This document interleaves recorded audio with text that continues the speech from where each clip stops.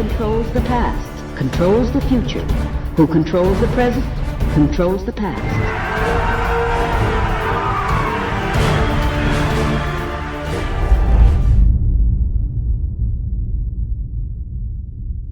Welcome to the Infowars Nightly News. I'm your host, Jakari Jackson. It is September 14th, 2015, and here's a look at our top stories. Tonight, the refugee tidal wave continues as the global elite use the crisis to destroy Europe. Meanwhile, ISIS extremists say they are ready to flood the borders with 500,000 terrorists disguised as migrants. Then, a former CIA insider claims that U.S. intelligence is altering their reports on ISIS. So this is a very, very serious charge. I think it needs to be fully investigated. And why wearing a Hillary for President t-shirt might get you punched in the face. They thought it said Hillary for President. He said, I was seconds away from sending my bar back over here to punch you in the face. Since you're wearing a Hillary for Prison shirt, you don't have to buy drinks here. Everything's on the house. All that plus much more up next on the Infowars Nightly News. Something we've been documenting for a while, at least here domestically, is the influx of immigrants coming into the United States of America. Now, I understand there are many people, and I talked about this last week as well, that are trying to flee situations such as the Contra Wars or the ill effects of those things in Central and South America. You also have people migrating from Syria because of the war between Assad and the al-Qaeda rebels. I completely understand that, but it's getting to a point where countries around the world are realizing, well, as bad as your situation is, if we bring so many people into our country, that won't be the most economically feasible thing. And last year, I had a chance to speak to a gentleman, and he was saying to me about the people coming in from Central and South America, is that we spend all this money on wars, and we spend money on this, and we do that. And I agreed with the guy on that part. I said, we have money for war, but we can't feed the poor. But the issue is that's big government spending. When when immigrants are going to places like McAllen, Texas, or Murrieta, California, the taxpayers are having to foot that bill in those particular areas. And I gave the example last week that in the town of McAllen, they had the emergency services pretty much drained, pretty much tapped dry by trying to house all the people coming in there. Now, once again, if private individuals or churches or anybody else decide amongst themselves to feed and house these people, that's their business. I don't have any issue with that. But the problem comes when you start taking funds away from the citizens in those communities. Now, if they had a town hall meeting, they said, hey, bring them here, we'll take care of them, that's awesome. But it's just, end of the day, it's not the most economically feasible thing to bring so many people into your country. Now, with that said, we now see that Austria is reinstating border controls as refugees come into the country. It says the move follows the closing of the border over the weekend by Germany. Germany says the situation is the worst refugee crisis since the end of the Second World War. It is now reappraising its open arms policy towards immigrants. Austria plans to deploy the army to stem the influx of refugees from Syria in the greater Middle East and Africa. Now, as I'm saying, it's not the most economically feasible thing that you can do. You know, as good as your heart may be, your wallet may not be as open as your heart is. And once again, I'm not debating anybody. Yeah, we spend money on wars and all types of other things and NSA and stuff that is completely neutered and doesn't really solve any of the problems that we have. And I wouldn't mind having those things cut down as far as the budgets were concerned. But until that happens, you know, we can't just bring people in, just open door policy. And more to this, you have situations of people who aren't exactly the best characters coming into your country. Now, does that to say that everybody who comes from a foreign country is bad? Not at all. Is that to say that everybody from a foreign country is coming to start some kind of problem? Not at all. But we had a chance to speak to the Border Patrol last year, and they said some people come in, you know, they're gang affiliated, and they say, how do you know they're gang affiliated? Oh, they have MS-13 tattoos, and then we let them go, then they go and commit a crime. Or they say some people, they come in and they're sick. And I say, well, how do you know they're sick? Because they have tuberculosis, they have scabies, they have this or that. And the Border Patrol is not trained, nor do they have the facilities or the financing to treat people medically. So they say they basically have people in pretty much, you know, a big warehouse. They're sneezing and coughing on each other, so one person makes 20 people sick. And then your problem grows from there. Once again, that's not all people, but some people are sick or they may have some type of ill intent when they come here. With that said, Homeland Security Chairman, he says, we do not have the systems in place to properly vet refugees. And the chairman of the House Homeland Security Committee has urged that the facilities are not in place to properly vet refugees coming in to the U.S. from Syria and Iraq, and that it is reckless and dangerous policy to accept at least 10,000 of them as proposed by the Obama administration. Now, once again, if Barack Obama wants to move as many people as possible into the White House, more power to him. But as I keep pointing out, the issue is they're putting them into these small communities and making them foot the bills. And all these politicians, I know you see them on TV, oh, if I could take all these people home with me, I would. They don't take one home with them. And once again, you can welcome to do that if you want to, but you can't put this burden on people who didn't ask for it and then say they're not humanitarian when you're not willing to do the same thing you're asking them to do. And I'll give the example of people every day. You get on the bus, you get in your car, you go someplace, you go to work, you go to school, whatever. You probably pass a homeless person. And with this in mind, you always stop your car. Do you get off the bus and hand this homeless person $1? No, you don't. And it's your discretion. You may have a very good reason for not doing so. But at the same time, if people in a certain community say, hey, I've got 3 kids and a house payment and whatever else, and I'm working 2 jobs at the Quick Trip or at the mini mart around the corner, I just can't economically feasibly care for any more expenditures on my budget. That's their business. If they can't afford it, they can't afford it. And I don't think that we should come down hard on the people in certain select communities who choose not to fund these things out of their own pocketbook. Now, let's switch gears now and talk about things that are going on here domestically as far as policing is concerned. Every day it seems like we have another situation of police brutality, but that's not to say that all police are bad, and we're going to cover that here in just one second. Now we have a situation where a man encountered officers. He was beaten rather severely, and he said, I thought the police were supposed to be the good guys. I just started screaming for someone to help me, and he began hitting me even harder and faster. As to shine his light in my car window repeatedly. And after a while, I decided, maybe I should get out of the vehicle and ask the officer what the problem is. By the time he threw me on the ground and hit me a couple times with his elbow, at that point I was like, this isn't a police officer. This is just some guy here to kill me. But as I alluded to earlier, not all officers are out there in the streets looking to do people harm. Sometimes the harm comes to the officers. And now we have the article by Paul Joseph Watson. It says cop killer was a Black Lives Matter supporter. And it says Joseph Shanks gunned down a Kentucky State Trooper, Joseph Ponder, after a high-speed chase last night. And as I talked to Lee Ann McAdoo about a couple weeks back, talking about Black Lives Matter, even though this person may be affiliated with Black Lives Matter, that's not indicative of all the people in that movement. And I gave the example, we go out to various places around the country over the past year, myself, Joe Biggs, and some of the other crew as well. And they would show these guys, Black Lives Matter t-shirts or with the Black Lives Matter posters, banners, doing criminal activity or harassing people or doing all these mischievous things or sometimes downright criminal things. But, while they're looking the camera over here, if they would just turn the camera around, there'd be 3,000 people marching down the street peacefully with, minor traffic concerns. And they don't want to talk about that. It'd be, a brief news story. And as soon as the march was over, you never saw it again. But you always see the picture of the guy with his pants down, running through the liquor store or wherever the place was. Those type of things keep getting repeated over and over again. But the thousands of other peaceful people who didn't hurt anybody, maybe, blocked the street off briefly. And when we went to Ferguson, I'll just say this to anybody who wasn't there, because I understand when you're looking through the narrow focus of a camera, you may not understand everything that's going on. The cops had those streets blocked off in Ferguson, or at least back in August. So when you see, although the protesters were shutting down that street on West Florissant, that night we shot the tear gas, the cops had the street blocked off, not the protesters. So that's just a little food for thought, and not to demonize the whole movement by this one individual. And I hope the information comes out and the appropriate measures are taken. Now, that was what you would call a coward with a gun. Now here's somebody who has a very positive look on the Second Amendment. Usually when you see beauty pageants, sometimes they're more likely known for silly or not very well thought out answers. You can go watch those beauty pageant clips on TV, and the girls like the Iraq and some of the world peace and all these other things and all this crazy stuff. But anyway, somebody came out and had a very eloquent answer. And lo and behold, this is a black lady from South Carolina, a black contestant, and she realizes that she doesn't want to ban firearms because somebody may come into her church and kill her. She doesn't want that in her life. So now this is her response when somebody asked her what she thought about firearms in our country. Do you support a ban on military-style assault weapons?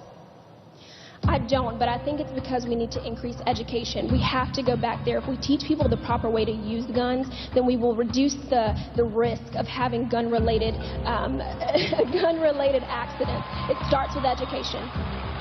Now, some people are speculating that that type of answer cost her the crown. I don't watch beauty pageants, so I can't really speculate as towards that. But, you know, these are the type of things I think probably should be referenced when we actually have these things, to show that these aren't just, you know, pretty girls up there, but they have brains. You know, sometimes it's difficult for them to speak on the spot. They get asked some very difficult questions and give sometimes very amusing answers. But these are the type of things that we should showcase so more people can be aware of the things that are going on in our country. Just like the beauty pageant, somebody asked her what her thoughts were on gay marriage, and she said, I believe that, you know, marriage is between a man and a woman. And some people just couldn't handle that, because we live in a country, as much as people say that they're liberal and progressive and accepting of other people's thoughts and viewpoints, they say that until they actually meet somebody who has a different thought or viewpoint. And then they're a hate monger, or they're a bigot, or they're this, or they're that. Because, you know, you can walk down the street and you can have a gay pride parade, for example. You can have thousands of people walking down the street, you know, with their rainbow flags or whatever else, and they have free speech in the United States of America. But if some little old lady wants to stand on the sidewalk with a sign that says, I love Jesus, they want to come after her and attack her. And we've actually seen those things where preachers have gone to various events. I'm not bashing gay people, I'm just using this as an example, but they go to an event and they get attacked by the people there because they're standing there with a sign. You know, and that's the hypocrisy that some people have when they talk about free speech in our country. And it's not just on that, it's going all the way down the list, whether it's the NSA and the spying and all those type of things, those measures where you have congressmen or senators. You know, it's fine when everybody else is getting spied on. I'll use Dianne Feinstein as an example. Dianne Feinstein thought it was peachy keen when you and I were getting spied on, but when she found out they were spying on her, then she had a problem. And then people started flying drones up to her windows and all that. And she was like, oh man, we got to shut this stuff down. But when it was happening to you and me and they thought they were immune, they had no issue with it. But it's like that all across the board. I would imagine so on anything. You know, it's fine as long as it's not happening to you. Just like we see instances of, matter of fact, we went out to some of these things, these riots or the aftermath over the past year, and sometimes I see the police doing some very harsh measures against peaceful people. Now, once again, yeah, there was looting and burning cars and burning buildings and all that stuff, and I'm not, you know, trying to sweep that under the rug. That stuff definitely happened. But when you come out there and you are aggressive towards a peaceful group of people, I asked some of the officers point blank, I said, what would you do if maybe one of your kids is out here in this crowd? And do you think like this will never happen, that one of your children may want to come out and protest some peaceful event like this, and then you guys shoot rubber bullets and tear gas at them, and, you know, they didn't really have anything to say about that. But not to belabor the point, let's completely switch gears now and talk about how people are dressing around the United States of America. Because we've seen in other countries, they're telling some of the young ladies not to wear mini skirts or, you know, what I refer to as booty shorts. I'm sure there's an actual term for them. But, you know, the very tight, revealing clothing. And I will say sometimes I wish people wouldn't wear those, not because it makes me want to do anything. I'm just like, oh man, I really wish you would cover that up. But now in Alabama, they're trying to pass an ordinance that says that you cannot wear a miniskirt in public. And they were talking about how they already had a measure in place where they were trying to ban guys from sagging their pants, which I think also can be pretty goofy. And let me talk about sagging pants here for 1 second before we go any further in this. When I see a grown man, a 40-year-old man with, you know, 2 or 3 kids walking down the street, and he has his pants hanging down below his butt meat, I'm just like, bro, what are you doing? You look like a moron.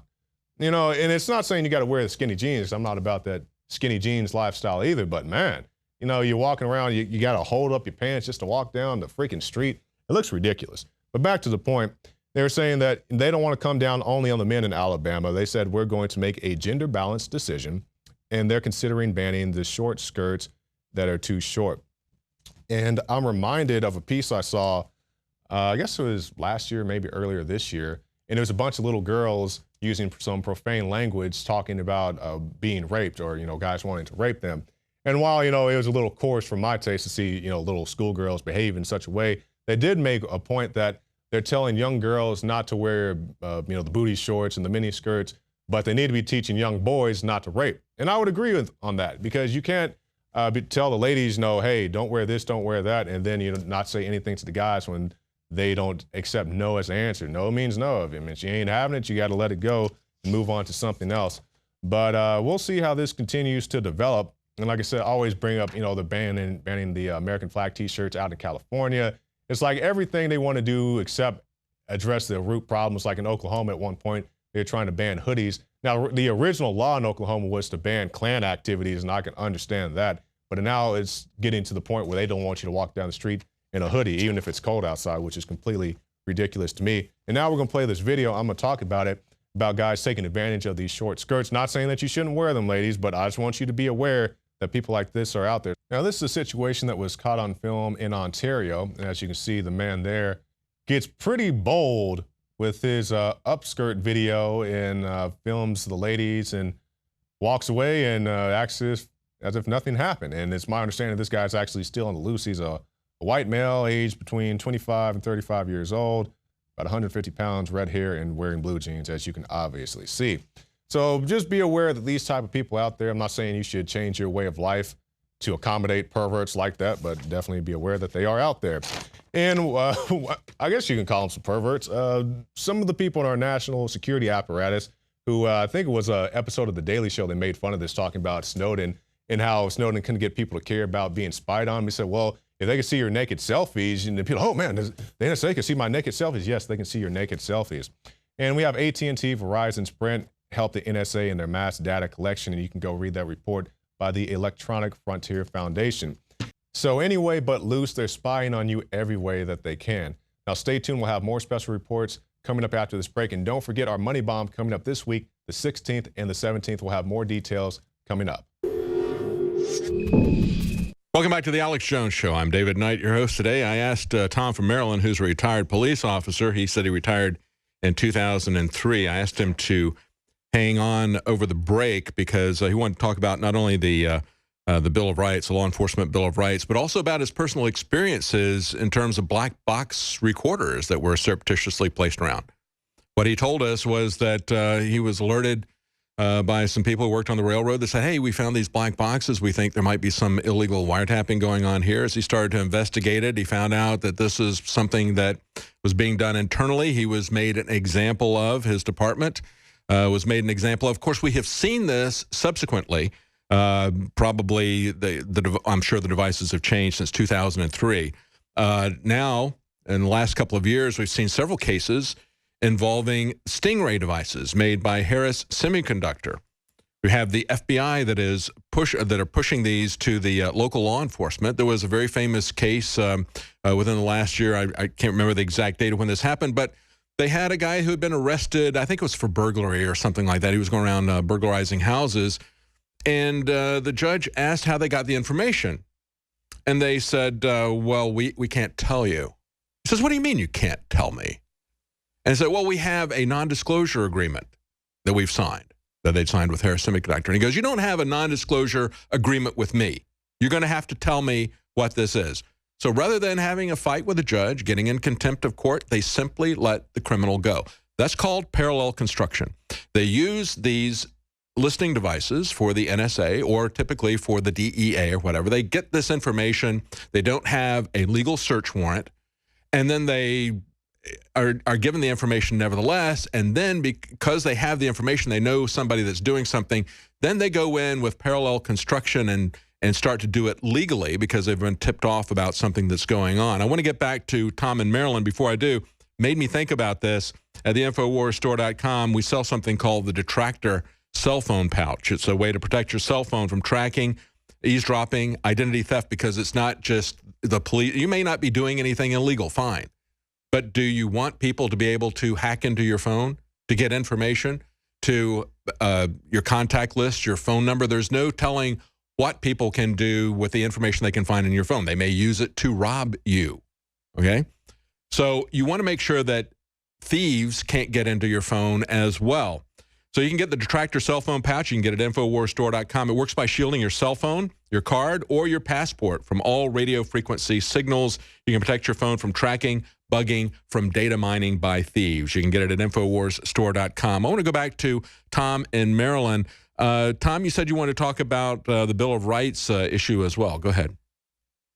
I did.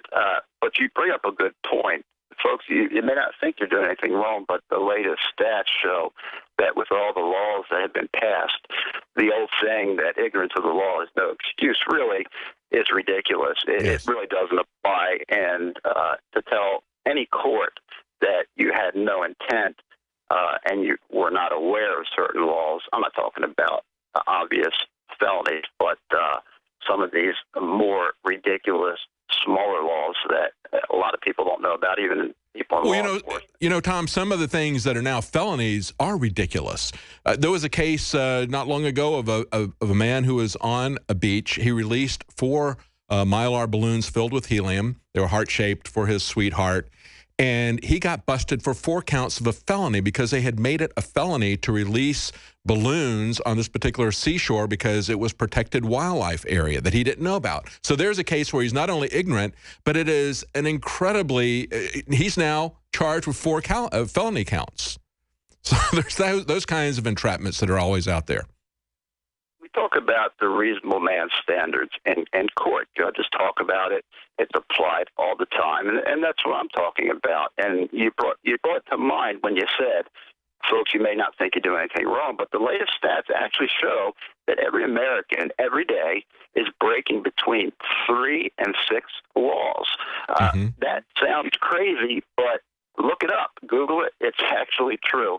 And by the way, before I forget, I'll make it quick. You talked about all of this land that the government is looking into. The senators, they're taking note of what they have, and you were wondering, I think it was yesterday, exactly what was going on. But they're just taking inventory of what they want to control. Well, I got hold of a lien that was filed by China. And it was filed, interestingly enough, here at the Comptroller's office in Maryland. It was also filed in D.C., and it's for all real property in the United States, and worded very oddly, a lien against all men and women with arms and legs, and it stated a dollar amount of $4 trillion. Now, I'm looking in to see whether or not this actually is on record with these offices. If you'd like a copy of it, I can talk to your screener. And give that to the screener. I'd like to say, is that something you found on the internet and you're trying to verify whether that's true or not? Yeah, someone sent it to me, and it's a good source. So, I think it may actually be something that we might want to be concerned about. As for the Bill of Rights, I just wanted to let you know, it cuts both ways. I've been down that path before after what I told you about. Like I said, their job was to make my life miserable and to make me an example. And I wasn't the only one. Other honest police, and there's a lot of them out there, go down this route as well. Now, with the Police Officers' Bill of Rights, it in Maryland at least, was designed so that police officers, good police, weren't taken advantage of. And to give you the example, like I said, with military and paramilitary organizations, you can be brought up on departmental charges, and you go to, for instance, in Maryland, you go to what's called a police trial board. Well, it's like a court. You go there, you need an attorney if you want to have success, and you need a good attorney. It costs money. And there are real penalties if you're convicted at these trial boards, just like in a military tribunal. So, and by the way, double jeopardy does not attach. So you can be tried, convicted, punished severely at the police tribunal. And then you can be charged in state court. And if they want, they can charge you in federal court. I've known where this has actually happened. So you can go through the ringer 3 times. So it does cut both ways. So it protects police when they're wrongfully charged. And it does happen. They go after, like I said, they go after police who are trying to do the right thing. Now, I know it can also work for the ones that are not doing the right thing. Sure. And by the way, also in Maryland, police, they're, just for an example, and I don't have a problem with this, an average citizen, their peace can be disturbed. A police officer's peace cannot be disturbed. So that's something that we don't have, we're not afforded the privilege of being able to have a peace disturbed. We have to be above that. So again, this is just some of the ways that it does cut both ways. Well, here's what I would like to see. Well, here's what I would like to see, Tom. I would like to see, instead of the police losing rights way back when, and then having them restored in a different and unique way, and then having the rest of us lose our rights and not having them restored. How about if everybody has the rights that we possess as individuals under the Bill of Rights, and you don't lose those rights if you become an employee of the government? I mean, we see that over and over again. Many people are talking about these clerks who refuse to enforce laws that they feel violate their First Amendment rights. I don't think government employees should lose their human rights that are enumerated in the Constitution because they become a government employee. I would like to see the same, if we had the same right, the same legal structure for everybody, whether they were government employee or non-government employee. I think the government employees would watch out for our rights as well, because our rights are their rights. But when we have two separate standards, then that opens the door for, a preferential treatment for one group versus the other. You want me to have to investigate a bad cop like I would a citizen. You want me to grab him right away. He shouldn't have the same rights as a citizen. He should be. We should be able to take him off the street immediately and do to him what we can't do to a regular citizen, because he has the power to endanger people, more so oftentimes with what he's being given his authority than an average citizen does. So the Trump courts, they actually serve a purpose. So like I said, it's something to be debated. Like I said, there's arguments on both sides. So I see your point as well. Yes, I agree. And certainly I would like to see that happen. I just feel like this separate process where they can wait 10 days before talking to investigators, and it actually works the other way. It actually keeps them in process. It delays things rather than accelerates them. Thank you so much, Tom.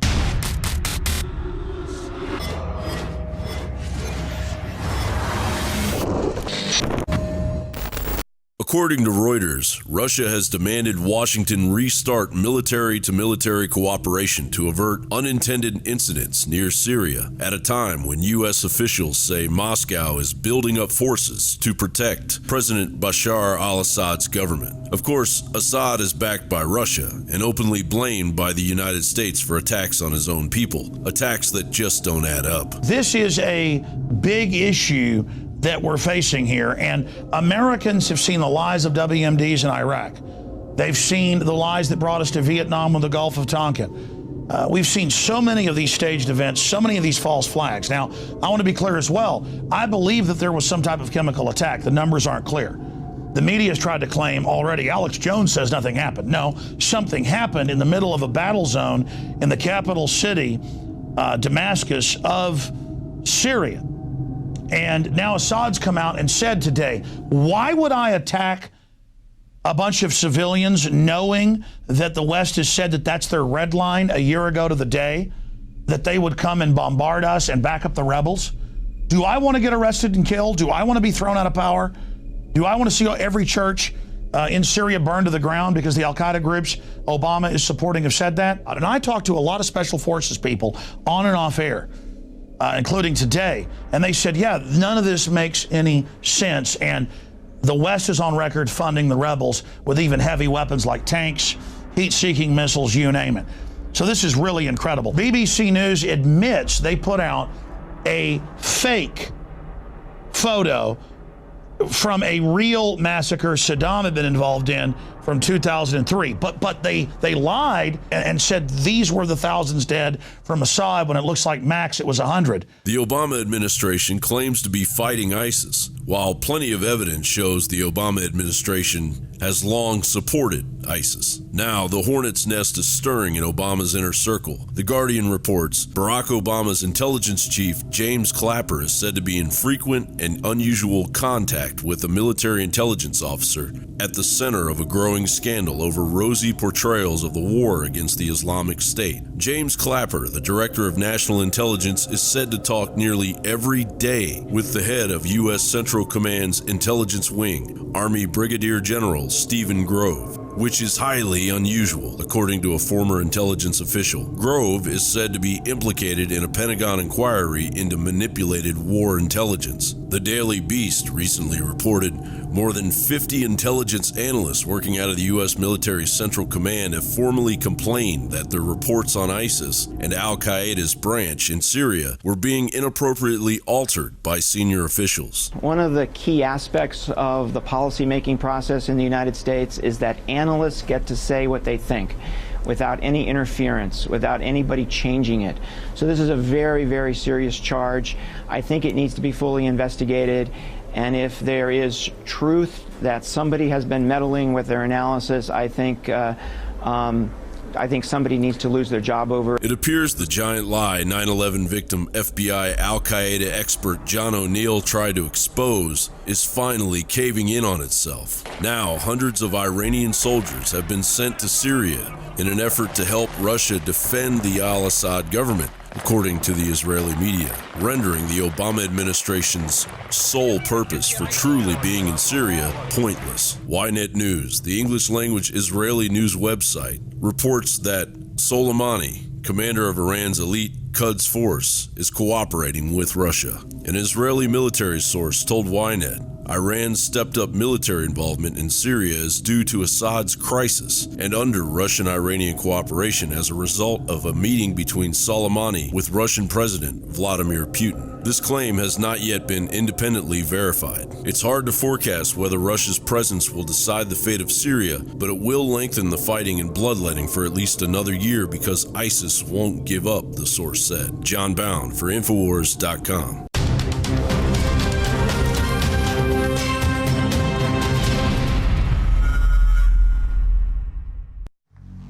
I was there at the beginning, inside the Clinton machine. I saw it all happen, from the corrupt to the absolutely corrupt. And that's when I thought about my father, who was dying of lung cancer, and what he would do if he knew the man I'd become. And then I thought about my daughter. What if the cocaine they were bringing in was to end up getting used by her? I hit my knees that day and asked God to forgive me.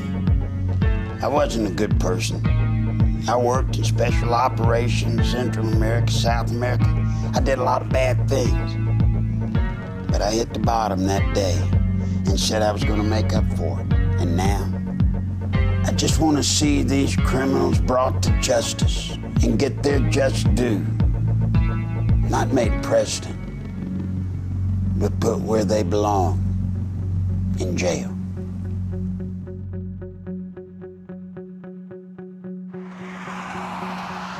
One thing about Hillary, Bill was just a good timing guy.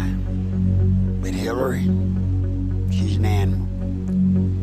Hillary is the one that I promise you, she pulls the strings. She pulled them in Arkansas. She pulled them in the White House when she was there as the First Lady.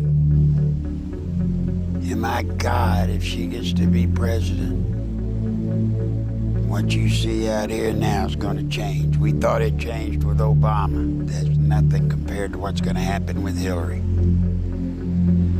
And I tell you right now, I will stop Hillary.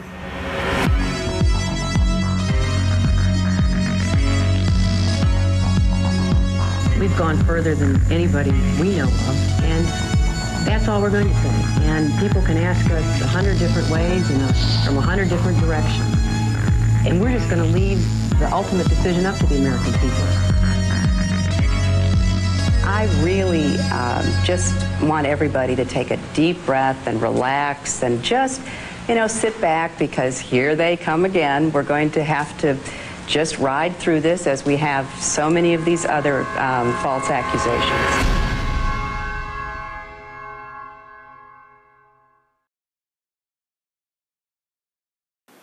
Joe Biggs here with Infowars.com. Now I'm at the American Airlines Center in Dallas, Texas, where tonight Donald Trump will be giving a speech. Now he's been going state to state, gaining popularity. There's a lot of people who have Trump fever, but I'm a little, I got a little speculation here and there as to whether or not I fully trust this guy. I'm more Rand Paul at this point in time, but, you know, I'll give this guy a shot. We'll see what happens. But there's a lot of controversial things that he has talked about, talking about building this giant wall that's going to cover the southern border of the U.S. That's going to be a waste of money.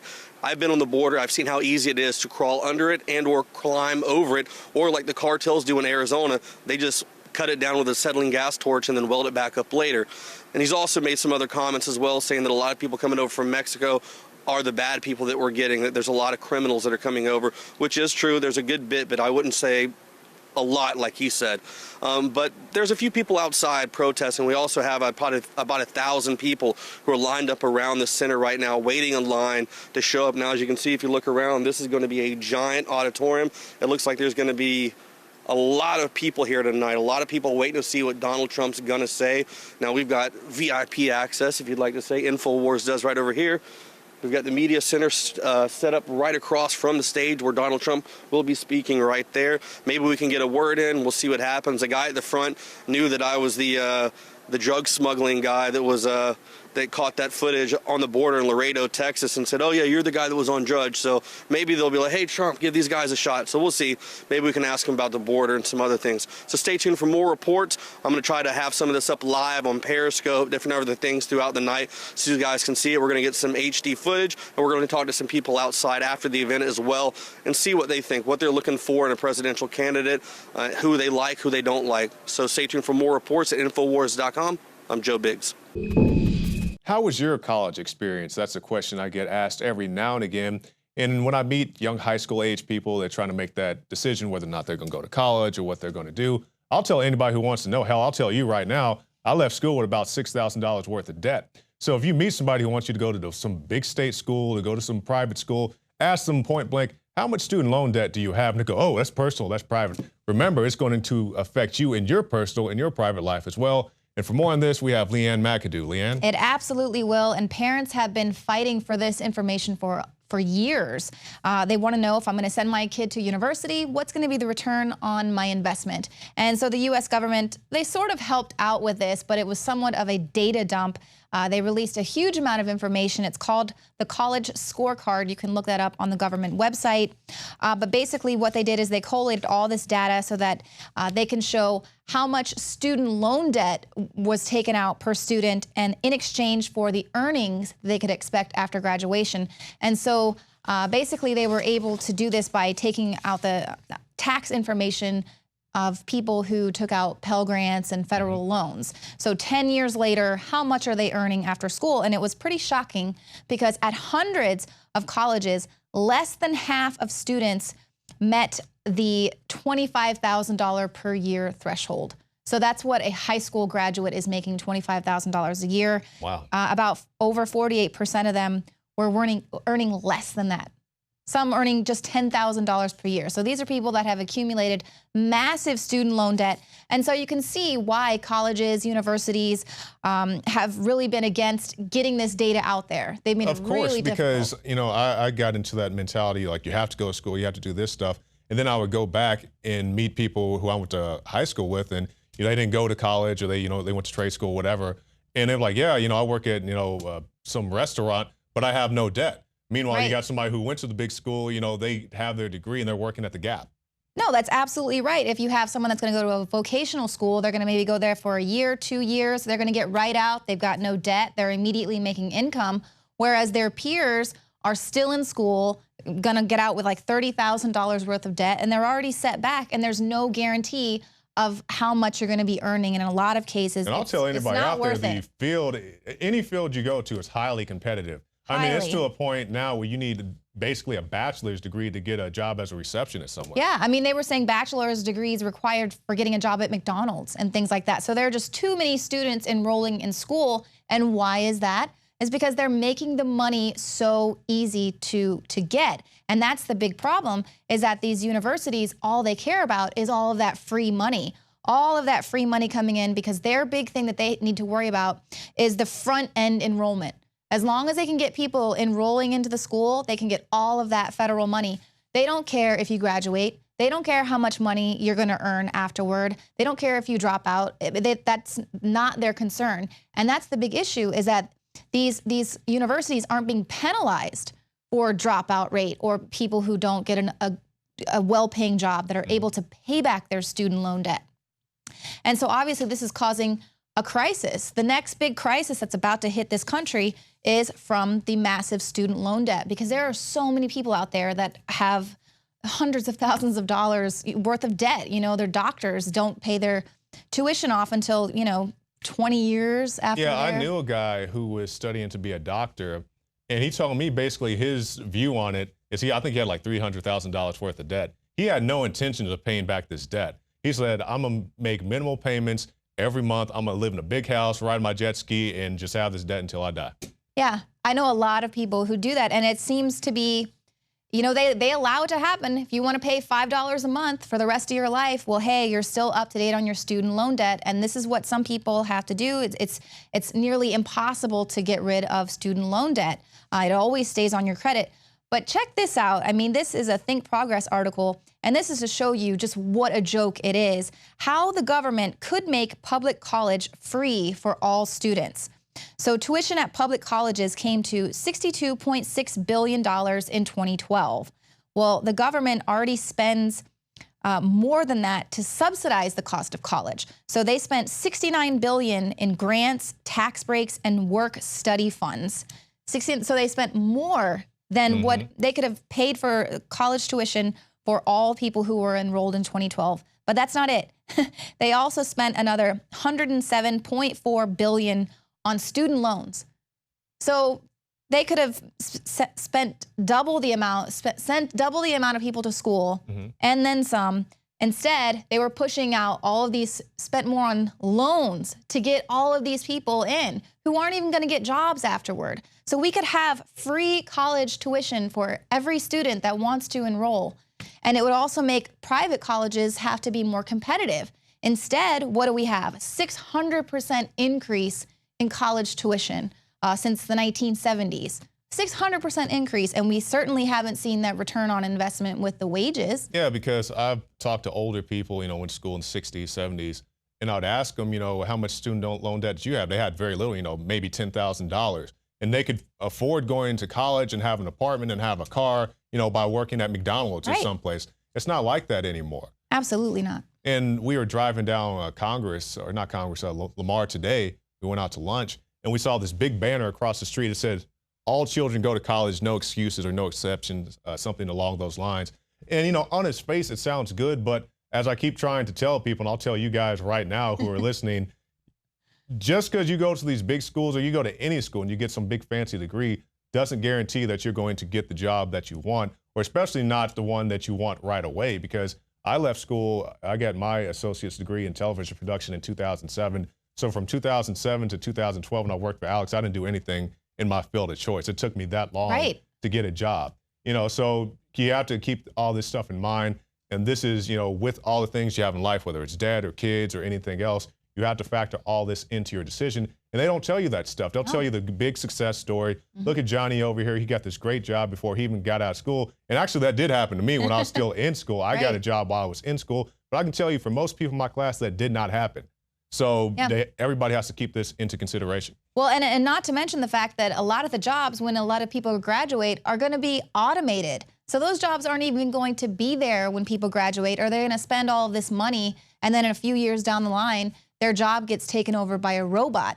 And then the traits that they tell people that they should be kind of looking into and really pursuing are those that are unique to us as humans, right? The entrepreneurial skills, the writing, scientific discovery, social interactions, caring about people. These are things that can't be replaced with robots. And so they're not going to tell you, hey, look at Mark Zuckerberg, he was an entrepreneur, dropped out of school, or something like that. They're not going to push that on you, because they want to keep funneling all of that money into their university.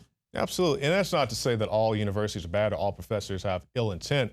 But I'm just saying that the way the system is used, it's a huge bubble, as you pointed out, Lee Ann, is primed to burst. I know several people, I'm sure you do as well, that have several $1,000s worth of debt. Me? They have they have no careers, or really no prospects of careers. They've given up. They went to school for XYZ. They got out in the field, it was too hard, then they ended up working at Cracker Barrel. So there's a lot of that stuff going on nothing against Cracker Barrel. I enjoy their food quite often. But the point I'm making to you is like you can go through all this stuff and still wind up back to where you would have been had you just got out of college and got out of high school and went and got a job. And so many of these things, a lot of the skills, you can teach yourself by watching a YouTube tutorial. Oh, yeah. There are so many things out there that you don't need to be paying someone to sit through 4 more years of history and things that you learned all through the lower institutions. And even in college, you know, I was taking, you know, art appreciation, and it's like, I mean, there's nothing wrong with it. I learned about Rodin and his sculptures and stuff like that, but it's not something I really needed for my career, but I needed that credit. And that's my biggest issue with colleges. If you could go for, you know, 40, 50, 60 hard hours of your degree, you know, you get your math, you get your English and stuff, and then you go out into the world, that would be fine. Right. But they want you to double that, taking all these courses that you don't need. That you just finished taking for 12 years. And that's exactly what happened to me. By the time I got to my junior, senior year, I was so bored. I was so over the university because it was just like it takes all that passion and desire out of you because they just like, now let's relearn everything you've been taught since kindergarten. Right. Now, with the Money Bomb coming up this Wednesday, the 16th, all you guys tune into that. Tell us about the social media information. Well, for 27 hours, we're going to be here live, so please tweet us your questions using hashtag MoneyBomb2015. You can tweet me at Lee Ann McAdoo, Jakari Jackson, or also at Infowars using that hashtag MoneyBomb2015. Dave, my mind is going. I can feel it.